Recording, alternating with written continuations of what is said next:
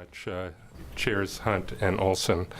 I'm Michael Dembrow, State Representative for House District 45, that's Northeast Portland to Park Rose, and on behalf of my colleagues, I want to extend our deep appreciation for allowing us the time to really explore this very important issue. Because there's a group of young Oregonians who have been priced out of higher education in this state.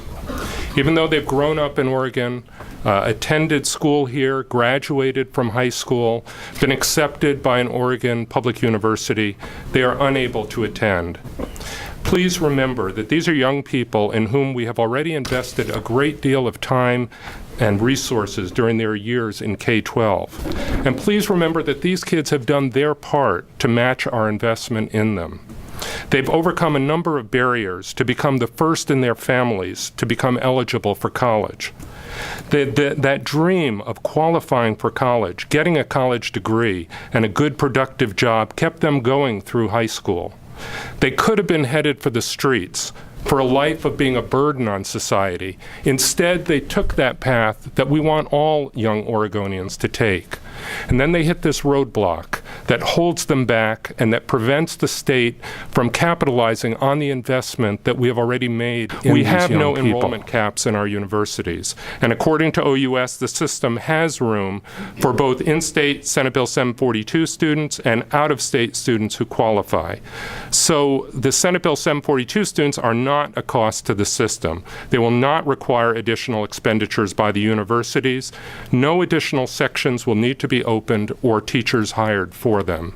In fact, if you look at the fiscal analysis of Senate Bill 742, you will see that Ledge Fiscal believes that Senate Bill 742 will actually bring additional money to the universities.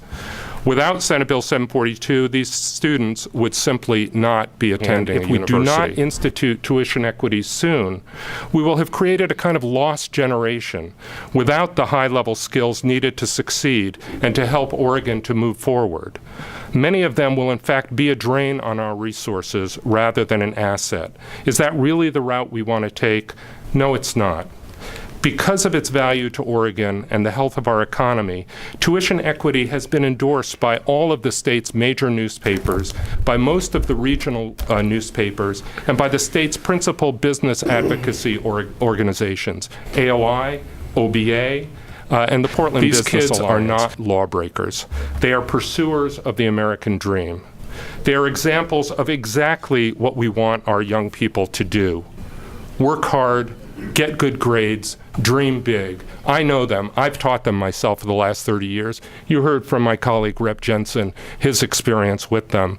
You'll be meeting some of them today, some of them and their teachers. They are exactly the kinds of kids we should be investing in. Many have lived here virtually their entire lives. They have no other country to go to. They have plenty to offer this state.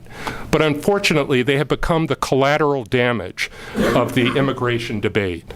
That's wrong, and it's not the American way. In this country, we don't punish children for the actions of their parents.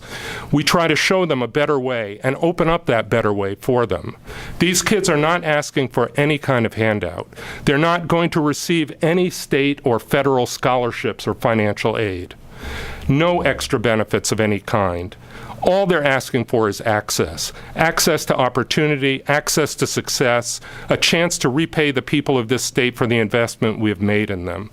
Colleagues, that's what Senate Bill 742, the tuition equity bill, is all about. I urge you to listen, question, examine the written testimony that you'll be receiving, and then recommend that Senate Bill 742 receive a work session and be moved to the floor of our House of Representatives for a vote. Thank you. And